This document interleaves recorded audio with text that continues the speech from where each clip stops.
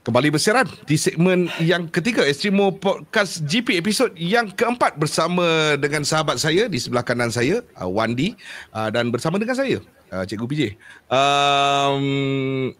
Masih lagi saya tak tukar. Saya kata sebelum ni saya nak tukar, saya tak nak pakai Cikgu PJ. Sebab kadang-kadang nama cikgu ni bawa beban yang berat sebenarnya. Orang cakap macam cikgu ni apa semua kan. Tapi saya tak ada idea nak tukar nama macam mana kan. Sebab orang kenal saya dengan nama Cikgu PJ.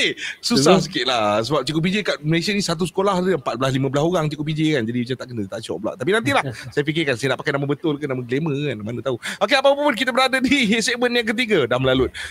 Kita di Extremo Podcast GP. Kita bersama hari ini dengan sokongan daripada Extremo minyak pelincir tempatan iaitu Extremo Heat Pro, lebih panas, lebih padu, yang terbukti di litar lumba, Cup Prix dan juga di MSF Series. Kau boleh tengok nanti di hujung minggu ni di Sepang Utara, Sepang Selatan.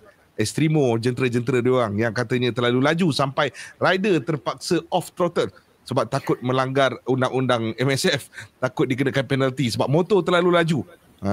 Itu katanya. Sebab apa? Pakai Extremo kot. Kau pakai apa? Pakai Extremo kot. Okey, Rapido, aksesori motosikal yang sudah pasti up to date. Saya rasa saya suka Rapido ni sebab apa-apa benda yang tengah viral ke, orang tengah pakai ke, Rapido awal keluar. Dia dah buat dah development untuk dia orang ni. Orang suka sekarang ni pakai monorail lipat tu, mula-mula orang custom, pak Rapido dah keluar dah. Memang mantap Rapido ni. Memang aksesori dia bagus dan kualiti memang tip-top. Koyoko, bateri motosikal dengan pengesahan daripada Sirim, dengan waranti sehingga ke 18 bulan. Boleh dapatkan bateri Koyoko ini di semua kedai-kedai jentera motosikal yang membawa bateri Koyoko, dan boleh tengok di Koyoko app, KOYOKOAPP, di Apple App Store dan juga di Google Play Store, untuk mengetahui mana tempat boleh mendapatkannya dengan pengedar yang sah. Kemudian anda boleh bersama dengan Tune Boss, ECU dan juga CDI, development dan juga research daripada rakyat tempatan kita sendiri. Memang diorang research sendiri semua benda ni, jadi memang terbaik. Diorang beli motor sendiri, diorang research sendiri, baru diorang keluarkan. Memang baik daripada Tune Boss, mudah dengan aplikasi smartphone yang memudahkannya juga, senang connect, boleh tengok diagnose masalah dan sebagainya. Ilala Luggage, beg skuter peneman bagi buat masa sekarang ni, nak kata teman two wheel pun tak lihat juga Wani, sebab kerja yang keluarnya Osman. Peneman jadi Osman kita, lah. Peneman Osman. Jadi di event-event two wheel. Kena masuk dia. Ini dia, Ilala Luggage beg skuter peneman Osman di event-event yang two wheel. Ni Osman tu dia Osman. Ini dia motor dia. Jadi itu dia beg skuter peneman Two Wheels Media di event-event yang kita hadiri. Monster Energy, minuman pilihan Two Wheels Media, minuman yang dengan pelbagai perasa, sudah pasti dijamin halal di Malaysia. Kemudian seterusnya RK Chain, adalah rantai yang kegunaan di litar lumba sehinggalah ke pacik-pacik yang pergi masjid. Semua pakai RK Chain di Malaysia. Jadi memang terbukti. Silakan. Tahun ni jangan risau, kita ada singgah GP lagi sikit lagi. Kita tengah deal dengan beberapa sponsor dan kita akan pergi jauh sikit mungkin atas sikit ke Penang, Johor, Terengganu, dan kita cubalah Borneo. Tengoklah macam ni. Mana tahu kau nak pergi apa Terengganu Bike Week ke apa ke nanti, tak ada tak ada. Baik. Aswan Acik dekat komen, Assalamualaikum. Hadir. Waalaikumsalam warahmatullahi. Tuis mantap. Nak kerja kat Tuis boleh. Saya pun kalau boleh nak kerja kat Tuis, sebab kita orang semua ni adalah peminat sebenarnya. Kita orang tak, bukannya full time, kita orang tak dibayar secara gaji bulanan ke apa-apa kalau tak mati Osman. Tak ada, kita semua peminat yang kami ada platform, kami bersembang. Itu je sebenarnya. Kami borak, kami kalau dia minat menulis, boleh Roger lah. Boleh Roger boleh bagi resume anda lah sebenarnya. Awal kita tak ada strong kewangan lagi. Betul. Untuk join team boleh. Kita bukannya disupport oleh konglomerat besar ke apa-apa. Kita masih lagi lagi tim yang sama. Tim yang mula tu masih sama. Dia bukannya ada pelibatan daripada konglomerat besar ke apa-apa. Kalau macam tu seronok lah. Ada orang dah beli Twins Media kan. Lepas tu kita dapat gaji kan. Baik, itu sana sini semua semua di berangan. Ada komen tu cikgu. Ada komen dia? Ada Muhammad Firdaus tu. Muhammad Firdaus, selamat Wandi Cikgu PJ, selamat Hari Raya. Itu ke? Komen kita. Oh, Moto itu. Firdaus, Moto3. Ya. Hai, kau. Tahniah. Sekarang ni tengok dah pergi masuk Park Fermé sekarang kan. Itu lah. Muka dah kat viral. bawah. Dia dah tak duduk dekat paddock, dia tak duduk kat pitbox lah. Dia dah pergi. Sekarang ni dah pandai pergi Park Fermé. Dia sebelum habis tu sekarang tu memang Park Fermé tu dia dah tak janggal dah untuk dia pijak. Benda tu dah biasa. Kalau dulu tu tengok macam bila lah. Sekarang dia ni boleh pergi cakap tu nampak kapet tu. Kapet tu nampak tu. Tapak kaki aku ada tu. Sekarang ni dah biasa dah. Sekejap lagi masuk ni. Biasa dah. Tahu lagi masuk ni. Tahniah dengan kemunculan anda. Macam mana? Dia kat mana? Firdaus kat mana sekarang ni? Di Malaysia ke? Balik bercuti ke? Apa ke? Macam mana ke? Jadi kita antara orang yang seronok bila kita tengok pelibatan anak tempatan sekarang ni yang makin menempa nama di pentas antarabangsa. Kita bukan setakat menyokong pelumba je saya. Tak, kita dengan bila nak invite sepokan sekali. Tak apa, nanti Osman cari. Jaga, tunggu. Seronok sebab kita nak tahu pengalaman. Sebelum ni kita dah pernah sembang dengan Habib, kita dah pernah sembang dengan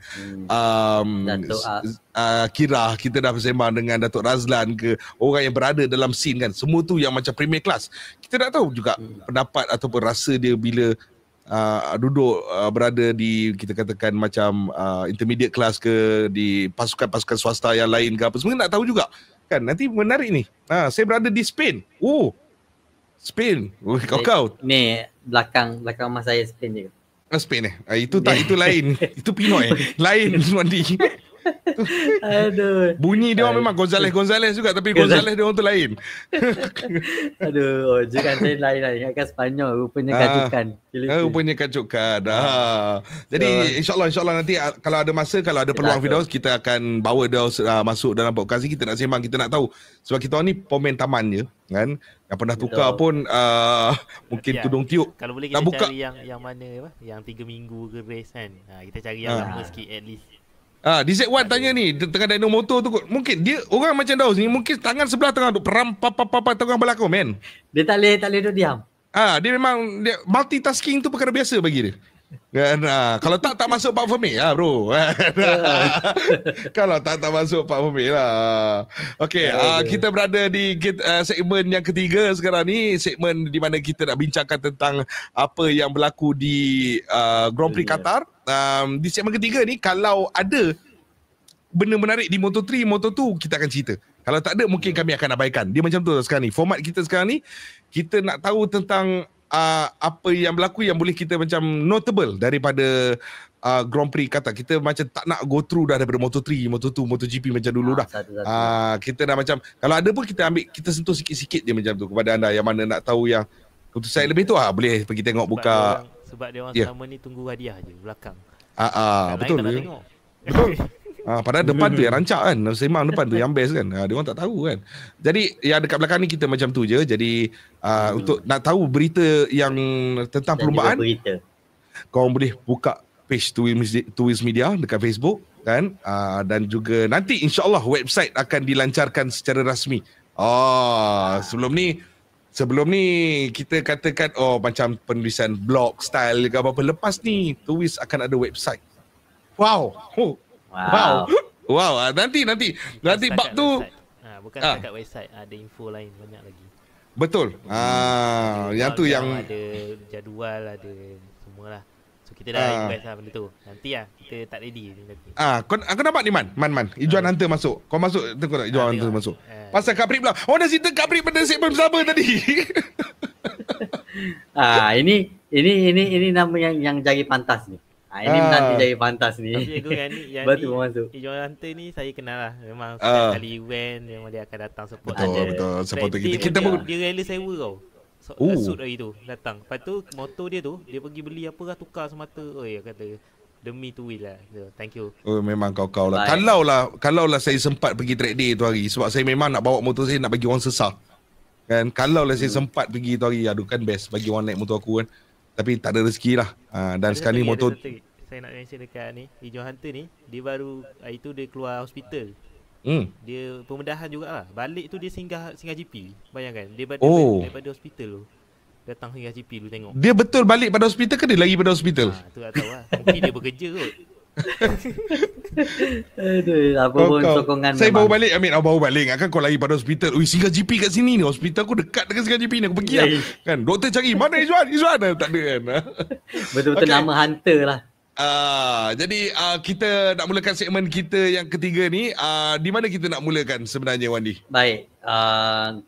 Dia di segmen ketiga ada pasal race dan juga berita-berita berkenaan pelumba MotoGP tu. Maknanya di luar race pun apa yang terjadi selepas tu. So kita masuk pada race dulu, cikgu. Baik. Barulah kita pergi pada yang luar pada race. Baik. Saya mula dulu sebab nama dia ni dalam catatan saya ni. Saya sambil menonton, sambil mencatat apa-apa panjang ni. Kita maknanya bukan sekadar apa ni datang depan kamera just nak sembang, tak. Betul. Semuanya memang kita bercatat. Senang cerita. So di sini dalam catatan saya ni yang paling banyak Marquez lah. Tak boleh kata apalah. Kepada yang suka ataupun yang tak, Marquez sangat-sangat mendominasi tahun ni. Betul. Dan dia kekal di kata GP pun dia dominate. Okay, dia pole position dia dapat. Race pun dia menang. Tak boleh sangka lagi. Jadi nombor 1 lah. Kalau tak jatuh nombor 1. Kalau tak jatuh dia nombor 1 boleh kata. So sekarang ni Mark selepas kemenangan di Qatar GP hari tu, fakta Mark dan juga Maverick masing-masing memiliki rekod 2 kali menang di Qatar GP. So di sini cikgu saya nak katakan, di sini menunjukkan Qatar GP ni satu medan yang terbuka. Sebab tak ada yang dominate. Hanya 2 kemenangan. Mark baru 2, Maverick baru 2. So pelumba lain pun ramai juga yang menang. Jadi di sini bila next tahun depan Qatar GP, kita nantikan supaya siapa lagi yang boleh menang. Itu yang seronoknya bila tak ada dominate. Kalau sectioning, kalau kota, sikit-sikit nama Mark, sikit-sikit nama Mark. Jadi agak kurang best lah. Jadi di tempat yang macam ni terbuka, kita akan jadi lebih seronok nak tengok siapa yang menang. Kemudian rekod Mark menang hari tu, dia menang selepas 10 tahun. Boleh kata sebab dia menang 2014 kali. Okay, 2014 dan sekarang ni 2025. Kira dalam 10 tahun dia menang balik. Itu rekod pada Mark. Dan masa perlumbaan di awal-awal perlumbaan, siapa yang tengok Mark dah berlanggar dengan Alex, cikgu. Sehingga patah dia punya sayap belakang tu ada sikit patah. Dan di situ Mark ada respon. Itu dia mengaku salah lah kerana dia yang dari luar masuk ke dalam dan menutup Alex. Jadi bagi dia yang melanggar Alex, bukan Alex yang langgar dia. Itu dari sisi dia. So dia mengaku salah dan dia pun ada minta maaf dekat Alex. Dan dia sedar yang Alex marah sebenarnya. Alex marah tapi disebabkan depan kamera, sebab dia jumpa masa sesi interview tu, cikgu. Kalau siapa tengok pun Mark tak begitu hype pada ketika itu. Mark agak serius kan nampak. Sebab dia perasan adik dia tu sedang marah pada dia. Adik-beradik pernah bergaduh, pernah marah. So dari situ lah dia nampak. Jadi dia awal-awal lagi mengaku, ya saya salah. Mark jenis mana menjaga hubungan juga adik-beradik jugalah dari situ. So dia jaga dia salah, dia kata sebab dia yang menutup ruang Alex. Jadi dia yang melanggar Alex. Dan akhirnya patah ekor Mark. Komen lain lagi pula pasal Mark, ekor dia patah tu ada juga. Dia tanya, apa jadi bila patah tu? Ada sikit bukan patah, rasa lain ke? Mark kata tak ada apa pun. Sama je. Ada dengan tak ada apa pun. Jadi itu pula cikgu menimbulkan persoalan pada saya yang peminat yang tak rasa pun benda tu. Tapi yang minat dan mengikuti dari segi ulasan engineering yang apa semua. So kalau Mark pelumba tak rasa, jadi buat apa benda tu ada? Kan bendanya tak rasa. So sejauh mana sangat efektifnya benda tu? Dari segi kertas memanglah, dari segi engineering di kertas, di paper besar kesan dia. Tapi di segi pelumba sendiri, tengok walaupun dah patah, relax dia menang, dia tak ada tukar strategi pun. Betul. Dia masih buat benda yang sama. Maknanya benda tu tak datangkan efek pun. Itu satu. Jadi pada mungkin saya bagi ruang cikgu untuk pasal ni, feedback daripada pelumba dan juga result atas kertas oleh engineer. Sedangkan pelumba tak rasa apa pun. So seperlu itukah benda tu perlu dibuat? Bagi saya, sebab pelumba-pelumba ni kalau kawan yang mana kat luar ada terlintas dalam salah satu post daripada yang ada terbit juga daripada rakan media yang lain, dia orang membandingkan belakang tu apa Lashbox belakang tu kan? Ya, apa box belakang tu? Orang panggil apa tu? Salad. Salad box belakang tu. Okey, dia orang banding 3. Ketiga-tiga salad box daripada ketiga-tiga pelumba yang dikontrakkan bersama dengan Ducati. Yang bersama dengan kontrak Ducati, ketiga-tiga menggunakan ekor yang berbeza. Okey. Baik, dekat sini kita kata ya memang mungkin dia tak rasa ketika in the heat of the moment. Sebab benda tu ada efeknya sudah pasti sebab kita kata sekecil-kecil winglet pun dia boleh meletakkan beban sehingga ke 15 ke 20 kilogram grip tambahan. Kalau korang yang mana tak tahulah sebenarnya kan, sedangkan dulu satu kajian bagi aerodinamik sendiri, seorang pelumba basikal berada di atas basikal dia tunduk berada dalam keadaan paling aerodinamik, kemudian dia angkat ibu jari. Itu dalam tempoh beberapa jam bergayuh basikal tu, benda tu akan menghilangkan beberapa ratus watt tenaga dia. Sampai macam tu. Jadi itu hanya ibu jari yang diangkat. Bagi Mark ni mungkin saya rasa dia kemahiran. Bila kita cakap benda ni bermain dengan kemahiran, bermain dengan muscle memory dan sebagainya. Mungkin benda tu tak sebesar perbezaan, namun akan ada perbezaan sebenarnya. Kita katakan perbezaan mungkin sebab ekor dia belakang tu satu goyang, satu lagi dah patah hilang. Okay, kemungkinan beberapa kilo hilang daya untuk maintain. Sebab kita kena tahu dekat salad box belakang tu dia bukannya nak bagi downforce ke apa-apa. Dia lebih kepada stability ketika seleko. Stability ketika seleko. Jadi kalau pelumba tu tidak approach seleko tu dengan keadaan terlalu ekstrim ke apa, mungkin kesan dia tidak terlalu tinggi. Sebab kita tahu Mark ni adalah seorang pelumba yang well calculated. Dia memang sangat-sangat berkira lah. Nak kata berkira tu pelik lah pula bunyi dia. Dia dah kira habis dah. Kan macam mana dia nak approach sesuatu corner ni, kecuali dekat Austin tu hari jatuh tergolek dog. Jadi dia dah macam ni, jadi dia dah tahu dah takat macam mana dia nak pergi. Sampai macam tu kita tengok sampai contoh dekat Chang pun sampai dia fikir dia terlajak dia boleh duduk dekat belakang Alex Marquez dulu, sebab sampai strategi macam tu lah dia punya strategi kan. Jadi saya rasa mungkin benda tu ada efek, tetapi tidak sebesar itu. Kalau sebesar itu impact dia tak pasti, sudah pasti Ducati akan selaraskan ketiga-tiga pelumba dia orang pakai sama. Kenapa? Dia orang masih lagi boleh, okey, kawan ni pakai lain, kawan ni pakai lain, kawan ni pakai. Kalau benda tu dapat menjejaskan performance secara besar. Jadi sebab itulah dia masih berkaji tentang, mengkaji tentang benda tu. Okay, kau pakai yang ni, kau pakai ni, kau pakai ni. Kita tengok feedback kau macam mana. Kan? Sebab apa? Dia orang masih lagi boleh eksperimen tu sebab benda tu mungkin ada perubahan tetapi marginal gain. Kena ingat dalam sukan di peringkat ekstrim atau di peringkat paling tinggi ni, marginal gain. Dia ada perkataan yang disebut yang mula dibesarkan bersama dengan Team Sky punya motor dulu. Team Sky punya management dulu, dia termasuk dalam basikal, motosikal dan semua. Dia ada marginal gain. Kan, marginal gain ni walaupun benda tu 1-2 gram pun, kalau benda tu advantage kepada kita, kenapa kita tak buat? Dia sampai tahap macam tu. Jadi benda tu mungkin marginal, tetapi mungkin 1-2 gram kelebihan itu, mungkin itu yang akan membawa kesan kepada penghujung sebab season panjang. Jadi macam tu. Tapi ya, kita tak nafikan memang kalau mungkin Mark sudah pun, Mark ni datang daripada zaman analog yang habis. Kan, dia datang daripada zaman tak ada apa-apa bantuan dulu. Kan, betul-betul kosong.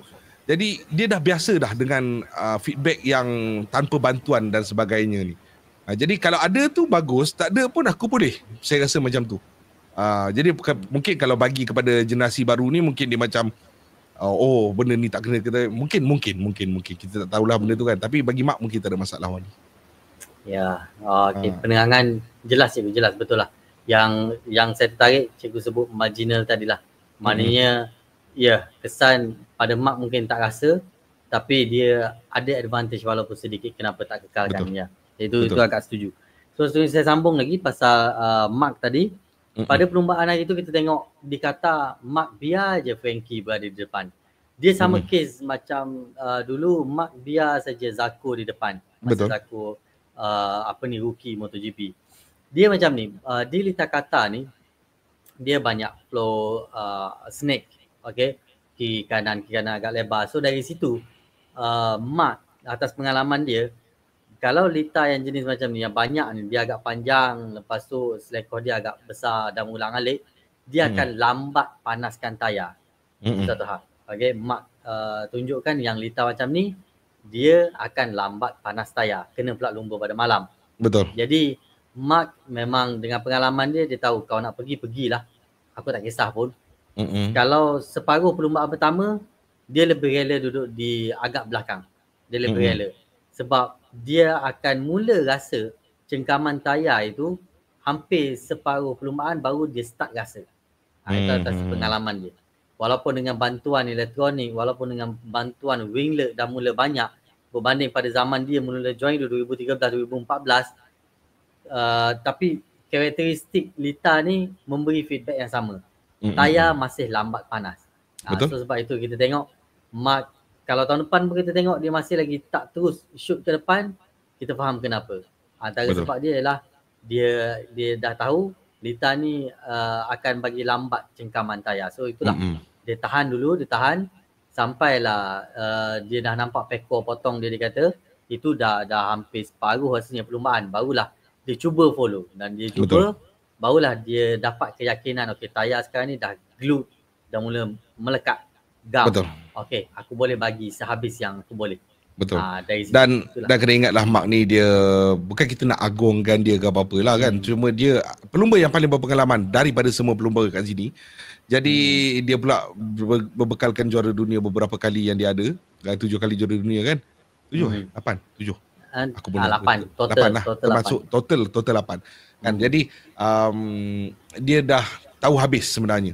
Bila patut pergi, bila patut aku back off, bila tambahan pula dengan apa yang berlaku dalam masa 2-3 tahun sebelum ni, apabila dia gelabah, dia gelojoh, dia makin banyak buat kesilapan.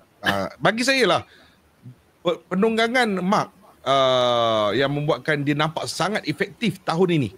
Okey, kena ingat tahun lepas pun dia dah bawa Ducati. Tahun lepas pun dia performance bagus, kan? Tapi kenapa tahun ni nampak beza sangat? Adakah sebab naik factory je? Bagi saya tidak, saya rasa. Sebab apa? Yang seorang lagi tu pun asyik komplain pasal motor factory. Kan? Sampai nak pakai 24 apa semua kan. Tapi bagi saya, dia mengambil pendekatan yang lebih tenang. Bagi saya. Dia tak segelojoh dulu. Yes, budak ni gelojoh lagi. Mark ni masih gelojoh lagi. Tapi dia tak segelojoh dulu tau. Dulu kau tengok, lepas dia baik daripada tangan dia patah apa semua dulu, tak apa-apa lagi kan. Dah terbalik kuang lagi apa semua kan. Mark crash. Kan? Dulu orang bahan dia sampai Mark crash kan. Tapi dalam masa 2-3 tahun yang Mark crash punya case ni kan, kita nampak dia walaupun dia memang dah tua kan, tak ada dah tua pun, cuma dia makin matang, tunggangan dia sangat matang. Tunggangan dia dah mula menunjukkan kematangan. Bukan kita nak kaitkan, jadi orang cakap lah, saya balik-balik Mark korang kaitkan dengan Rossi, balik-balik Mark kau bandingkan Rossi waktu dia punya, kita kata dia punya prime Rossi bukannya waktu umur dia 22. Prime Rossi bukan. Kan, dia dah sampai kemudian sikit baru nampak prime dia tu, baru nampak dia dapat baca semua tindakan orang lain. Sama dengan Mark ni, yes, dia memang alien. Kan, cuma sekarang ni dia alien yang ada pengalaman. Dia dah mula dapat baca, dia dah tak, dan bagi saya dia bukan baca perlumbaan orang lain. Dia dah boleh baca perlumbaan dia. Dia dah banyak kontrol perlumbaan dia. Satu hiccup dekat Austin tempoh hari, kesilapan mudah terpijak atas curb, itu je. Kan, curb kawasan bercat, kena air, hujan, basah, licin. Itu je kesilapan dia. Kalau tak, mesti perfect weekend jugalah dia masih dapat kekalkan. Adakah orang lain dapat, adakah race, saya ada terbaca satu artikel, dikatakan the race is over, the Grand Prix is over untuk MotoGP. Beritahu lah siapa juara. Yes, mungkin. Tapi kita kena read between the lines lah. Kita tengok macam mana improvement pelumba-pelumba yang lain. Improvement pelumba-pelumba yang lain. Sekarang ni kita katakan the one and only non-Ducati rider top of the chart adalah Johan Zarco. Kan? Macam mana Honda boleh kembali dengan Johan Zarco sampai macam ni kan? Sedangkan Honda-Honda yang lain masih lagi agak kurang. Tapi dalam agak kurang pun Luca Marini sekarang ni point dia lebih pada Pedro Acosta. Terbaik je. Kan, terbaik. Sedangkan orang asyik bagi perhatian, KTM, Ducati. Kalau korang perasan yang tu je. Ducati, Marquez, Ducati, Pecco, KTM. Korang tak sebut yang lain kan. Tapi kepada kita orang yang macam kita bagi perhatian lebih ni, kita tengok Zarco top performing non-Ducati rider. Kan? Orang sebut sikit-sikit Pedro Acosta. Oh, Marquez, Pecco, dah mati tak ada. Pedro Acosta. Pedro Acosta dekat bawah Luca Marini sekarang ni. Luca Marini dulu kita kutuk dia, kita hina dia. Kita dia yang ni kan. Tapi kita walaupun performance race dia agak sendu ke apa-apa kan. Tapi apa-apa pun kita ingat yang penting point di penghujung perlumbaan, yang paling penting points. Sekarang ni selepas habis beberapa 4 perlumbaan sekarang ni, Luca Marini berada di atas Pedro Acosta. Ogura berada di atas Luca Marini. Fabio Quartararo berada di hadapan pelumba-pelumba yang saya sebut tadi. Season ni kita kata macam sebelum ni kita sebut pasal Ducati Cup. Yang kau ambil tahu pasal Ducati Cup tu buat apa? Tengok rider. Sekarang ni nak tengok rider pun dah Marc Marquez je kan. Marquez, Alex. Jadi macam, tapi kita tengok yang lain pula. Jadi nak bagi seronok race ni, kita kena tengok yang lain pula. Baru dia jadi seronok pula race ni bagi saya lah. Baik, seterusnya kita tengok kepada Maverick. Atas kesihatan saya ni Maverick, dia walaupun dikenakan penalti, tapi dia stay positif je. Betul. Sebab pada dia sekarang ni, dia dah mula dapat rentak, dia dah mula serasi. Dan secepat itu dia serasi dengan KTM. Betul. Satu benda saya ingin kongsi, ini yang dedahkan, ini yang bahasa ni dedahkan. Kalau pada permulaan tadi saya sebut masa Sepang test, motor ni perlu slide. Okey, untuk pindahkan arah motor, so perlu slide. Itulah Brad Binder buat, itu Acosta buat, itu Jack Miller buat. Tapi ini bukan gaya macam tu. Betul. Maverick bukan gaya macam tu. So KTM buat sesuatu yang drastik. KTM penuhi permintaan pelumba. Pada perlumbaan lalu 4 jentera, Acosta, Brad, Inya dan juga Maverick, mereka ni mengenakan jentera yang weight distribution dia lain. Okey, lain. Kalau Acosta dengan Brad Binder, dia agak ke belakang. Agak ke belakang. So dia agak mudah untuk slide, untuk tukar arah. Tapi Maverick dia tak suka macam tu. Dia tak apa suka ni, jadi dia minta katanya Inya yang Maverick punya lebih ke depan. Lebih ke depan. So dia akan lebih ke depan. Mass of center of mass, dia akan lebih ke depan. So mungkin itu yang membuatkan Maverick ini pada perlumbaan Qatar lalu terus menjadi. Terus dia dapat rasa seperti dia dengan Yamaha dulu, cikgu. Dia Yamaha kan KTM tu lah. Itu boleh kata. Dan di sini saya nak selutnya KTM. Kita tahu KTM jenis yang degil, cikgu. Dulu dia guna steel bar. Berapa lama? Berapa lama frame steel tu kan. Lepas tu guna dengan teknologi aku nak guna steel juga. Orang lain guna aluminium ke, dah campur carbon ke, lantak aku dengan identiti aku kononnya, tapi last sekali berubah. Dan sekarang ni tengok dia ubah, dia tahu perlu berubah dan perlu turun ego untuk ubah.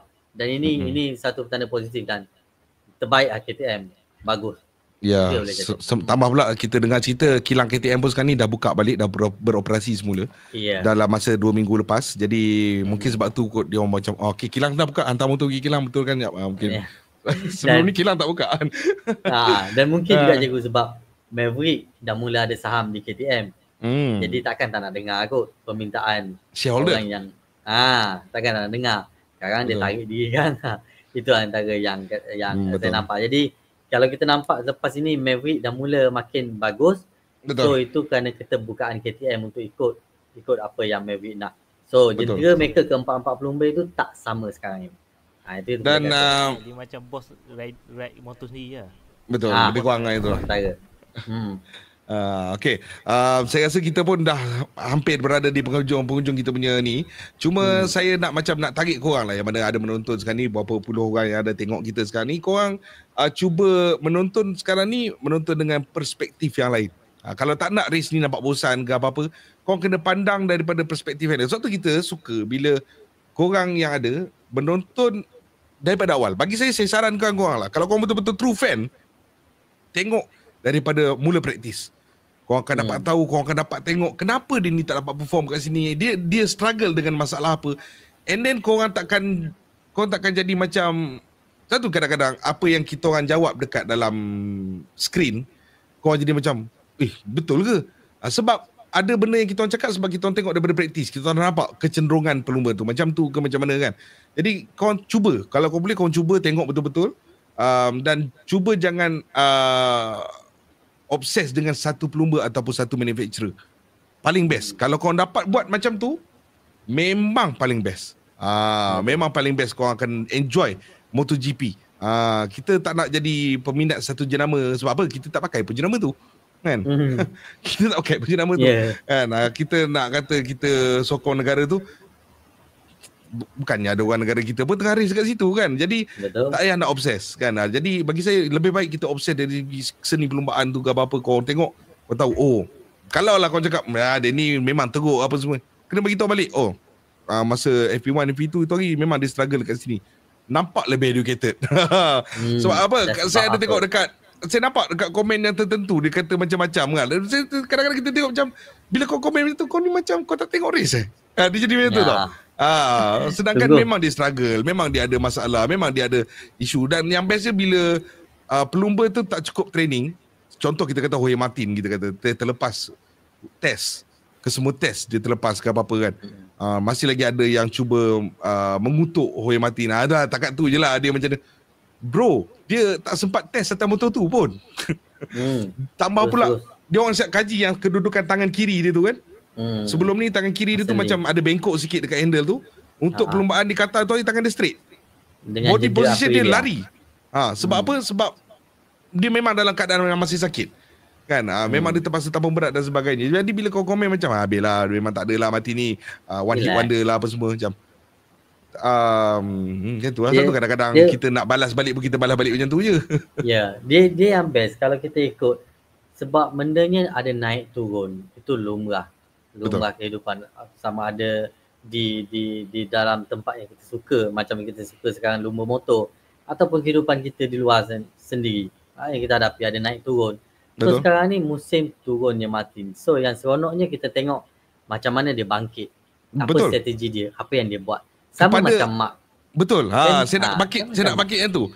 Dulu kita orang, mungkin kalau anda yang mana baru follow 1-2 tahun ni, korang macam anti Mark ke apa-apa kan. Tapi kita orang pula dapat nampak, kami dapat appreciate macam mana Mark jatuh dan dia naik balik.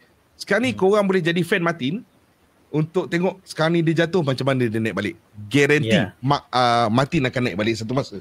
Saya yakin. Guarantee. Itu pun saya yakin. Tengok pada gaya dia. Cuma kalau strategi Mark, dia bangkit nak tak nak dia kena tukar cara jentera. Betul. Tukar cara riding, tukar management. So dia terpaksa langkah tersebut. Dan kita pun nampak, betul benda ni penting untuk career. So kita pun belajar daripada macam mana cara dia bangkit tu, kita belajar. Rupanya rider tak boleh sombong, tak boleh aku power, aku boleh punya. Tak, dia ada isu lain juga. So Martin pun kita tengok nanti apa yang membuatkan turning point kepada kebangkitan dia. Kita ikuti. Betul. Dari situ kita akan terus belajarlah dalam bidang ni. Saya tengok komen daripada Pali Lee, MFV Motor dekat sini, masa free practice ke qualify, Camilo Slomo dekat Gentra Acosta nampak cerita teruk bahagian hadapan.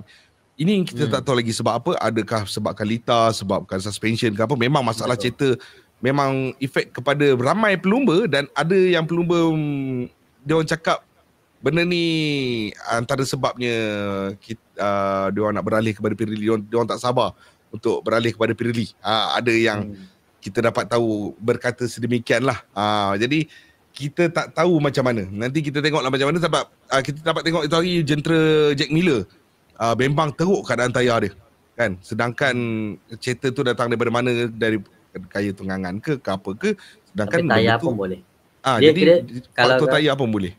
Kalau dari segi faktor tayar, saya cerita sikit pasal technical chartering.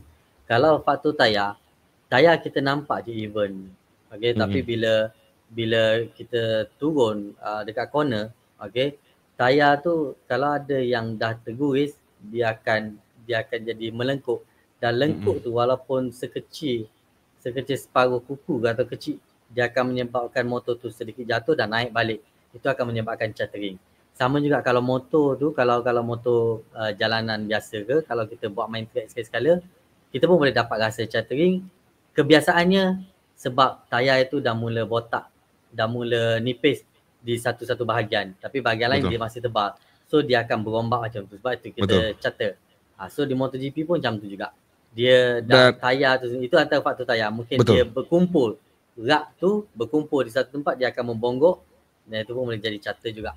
Ada yang saya baca juga adalah akibat suhu apabila tayar tak kita kata suhu tak seragam. Jadi part yang dia grip dia ni jadi dia akan ceter juga sedikit. Jadi itu pun banyak faktor. Bila cakap ceter ni banyak faktor. Belum lagi kita cakap pasal damping, pasal dia orang punya suspension dan sebagainya, gaya tunggangan, weight transfer daripada pelumba dan sebagainya. Oh, banyak sangat. Tapi setakat tu je saya rasa masa kita pun dah tamat sekarang ni untuk segmen ketiga. Jadi dah tamat.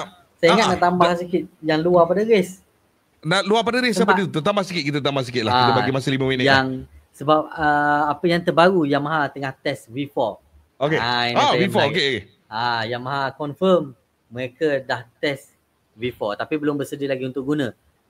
Mereka masih lagi test dan mereka kata kalau baik barulah mereka guna. Adapun sekarang ni belum lagi keluar keputusan untuk mereka guna V4 tu. Tapi mereka katanya menghasilkan 2 enjin V4. Satu untuk 1000cc sekarang, satu lagi untuk 2027. Ya. Betapa besarnya effort dan juga fund mereka keluarkan. Itu satu. Yamaha V4 dia ada 2 jenis, okey.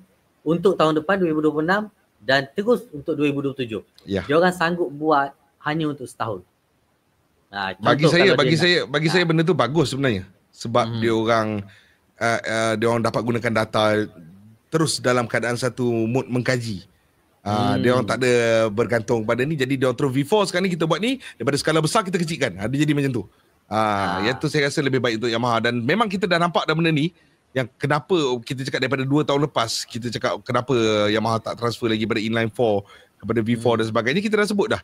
Mungkin apabila berlaku perubahan spesifikasi enjin, baru dia akan ubah. Dan bila diumumkan spesifikasi enjin berubah, kita kata memang ini yang ditunggu oleh Yamaha dan Honda. Untuk dia orang counter balik, sebab nanti akan bermula semua orang akan start from zero. Buku baru.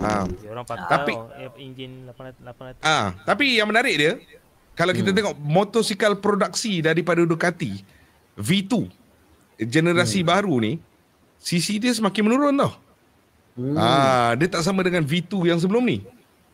Maksudnya Ducati dari segi production pun dia dah start turun. Jadi kita nampak dari segi Ducati awal lagi. Jadi ada yang pelik tau. Kenapa V2 dia orang turunkan daripada 8 something turun jadi 7 something ke demi CC? Jadi kenapa diturunkan kan? Kalau kita ni pula yang memang duk tengok MotoGP ni, tiba-tiba Ducati dah turunkan. Dia jadi macam wow. Jadi ada connection kat situ. Kita dapat connect something. Kita dapat connect something sekarang ni. Jadi itu antara benda yang menarik untuk kita bincangkan lah. Ada apa-apa lagi Wandi? Setakat ni itu saja yang latest tentang MotoGP di luar perlombaan. Rossi datang. Tak apalah, dia tetamu. Dia owner team. Dia macam Vinales. Tapi dia agak First tengok dia pakai baju team. Ya, dia saya rasa macam tambah pula. Biasa dia pakai hitam tu kan. Betul. Ini dia pakai baju team, macam sponsor semua ada kat dia. Betul? Ya, dia perlu. Macam saya rasa sebab tambah pula sekarang ni dia memang tengah viral sedikit dengan pelibatan beliau bersama dengan pasukan bola sepak Itali tu. Kita dapat tengok macam mana dia punya nama dia buat cross branding dia orang sekali dengan Nike kalau tak silap kan. Jadi mungkin sebabkan tu pun dia buat kemunculan dan sebagainya lah saya rasa. Apa pun Rossi masih lagi nama besar dunia. Bukan cakap besar di pemotoran, tak, dia besar dunia. Kalau dia datang depan aku akan kedi-kedi lagi. Betul. Saya memang selfie 5-6 keping sembang kat sini. Macam ni Peko macam ni, mak macam ni. Panggil lah semua rider MotoGP seorang-seorang pun. Kat Mandalika ada. So itu dari pagi sampai ke malam dia pakai suit, iaitu lencun tu. So itulah. Itu saja cikgu. Sesi MotoGP, sesi segmen ketiga kita. Kita rehat seketika. Ya. Dengan kembali selepas ini dengan biasa penutup kita di Extreme Podcast GP. Selepas ini. Jagi.